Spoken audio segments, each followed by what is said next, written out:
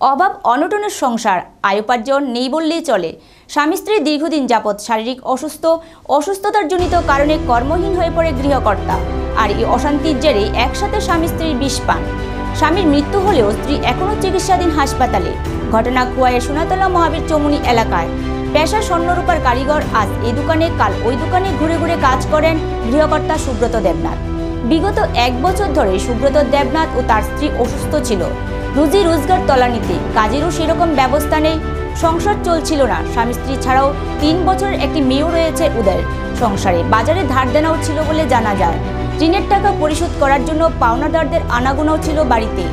প্রায় প্রতিদিনই স্বামী স্ত্রীর মধ্যে ঝগড়া হতো সাংসারিক বিষয় নিয়ে। শারীরিক অসুস্থতাও ছিল সুব্রতের।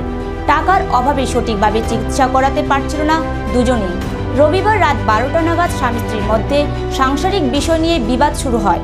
ঘরের মধ্যে চিৎকার চেঁচামেচি শুনে পাশের ঘর থেকে সুব্রতের 2 ভাই ও মা ছুটে এসে ঝগড়া থামানোর চেষ্টা করে। কিন্তু এর মধ্যে সুব্রত দেবনাথ হাতের বিষের বোতল তুলে নিয়ে নিজের গলায় ঢেলে দেয়। সাথে সাথে স্ত্রী মল্লিকা দেবনাথও স্বামীর হাত থেকে বিষের বোতল কেড়ে নিয়ে তার নিজের মুখে ঢেলে দেয়। ফলে দুজনেই অসুস্থ হয়ে পড়ে। তড়িঘড়ি খোয়াই জেলা হাসপাতালে নিয়ে যাওয়া হলে সাথে সাথে দুজনকে রেফার করা হয় আগরতলা জিবিপি হাসপাতালে। সোমবার চিকিৎসাধীন অবস্থায় মৃত্যুর কোলে ঢলে পড়ে স্বামী সুব্রত দেবনাথ। স্ত্রী মল্লিকা দেবনাথ এখনও চিকিৎসাধীন, মৃত্যুর সাথে পাঞ্জা লড়ছে।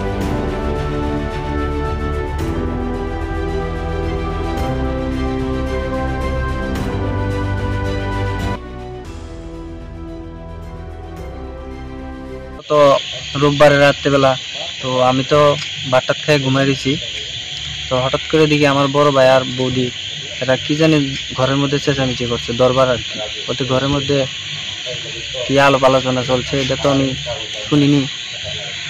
হঠাৎ করে দেখি এরা উগ্রভাবে একটু চেঁচামেচি করছে। তো হঠাৎ করে আমার ভাই ঘরের মধ্যে থেকে বিষের বোতল নিয়ে প্রথম খেয়েছে।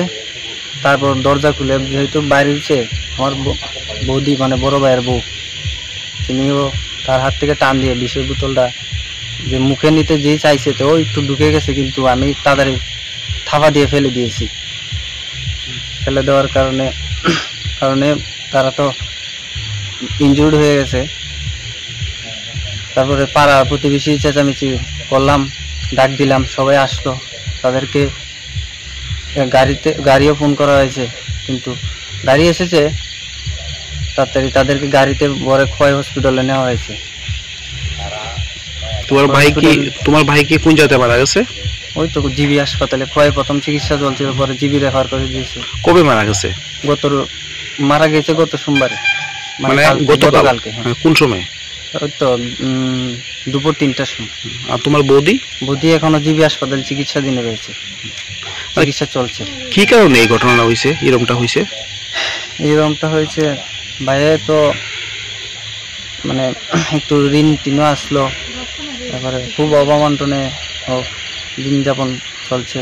এই টেনশনে হয়তো এরার মধ্যে একটু ঝামেলা হয়েছে, যার কারণে আমার ভাই বা বৌদি দুজনই একটু বিষ খেয়ে ফেলছে। তোমার ভাইয়ের নাম কি? সুব্রত দেবনাথ। আর তোমার বৌদির নাম? মল্লিকা দেবনাথ। তোমার ভাই কি করতো? এমনি জুয়েলারি কাম করতো।